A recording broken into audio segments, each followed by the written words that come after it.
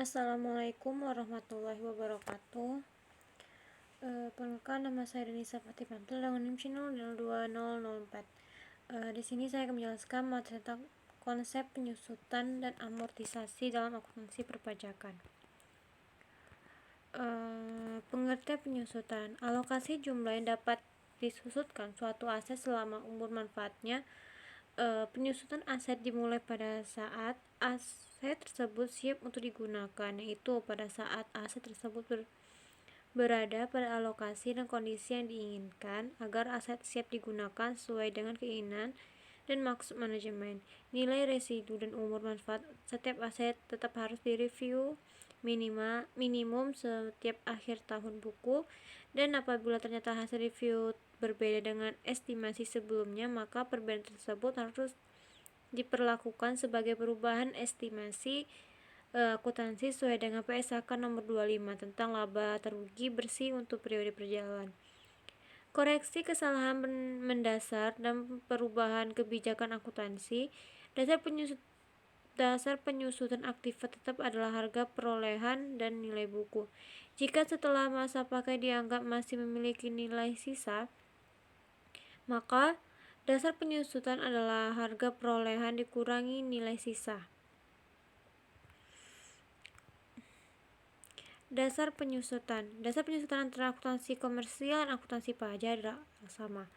Dasar penyusutan antara SAK adalah harga perolehan aktiva tetap ditambah dengan beban yang dapat dikapitalisasi pada perolehan tersebut menurut pasal 10 dan 11 Undang-Undang Nomor 7 Tahun 1983 sebagaimana telah diubah terakhir dengan Undang-Undang Nomor 36 Tahun 2008.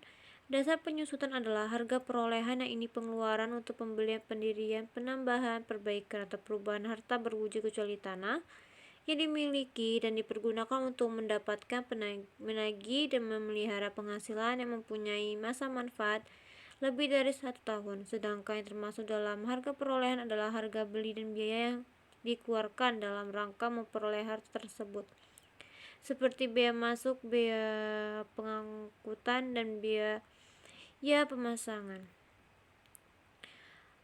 Harta yang dapat disusutkan. Tidak semua harta dapat disusutkan. Berdasarkan ketentuan standar akuntansi keuangan, untuk dapat disusutkan, harta tersebut harus memenuhi kriteria tersebut. Kriteria tersebut antara lain: pertama, diharapkan untuk digunakan selama lebih dari 1 periode akuntansi. 2, memiliki suatu masa manfaat yang terbatas. 3, ditahan oleh perusahaan untuk digunakan dalam produksi atau memasuk barang dan jasa untuk disewakan atau untuk tujuan administrasi. Pengertian amortisasi. Penyusutan dan amortisasi tidak berbeda. Kedua istilah yang menggambarkan pembebanan biaya karena penurunan kegunaan atau manfaat secara berkala dari suatu harta tetap untuk harta tetap berwujud dilakukan penyusutan, dan untuk harta tidak berwujud dilakukan amortisasi. Amortisasi dalam Undang-Undang Pajak diatur dalam pasal 11A Undang-Undang Nomor 36 Tahun 2008 yang menyebutkan bahwa amortisasi dilakukan terhadap pengeluaran untuk memperoleh harta tak berwujud dan pengeluaran lainnya yang mempunyai masa manfaat lebih dari 1 tahun yang digunakan untuk mendapatkan, menagih, dan memelihara penghasilan.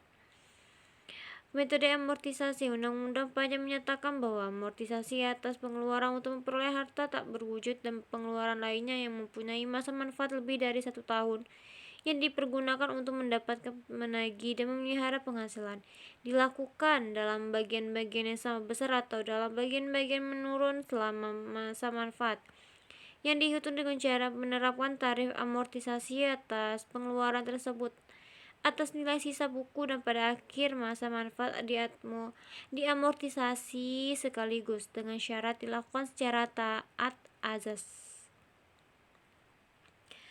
Baiklah, sekian penjelasan dari saya. Wassalamualaikum warahmatullahi wabarakatuh.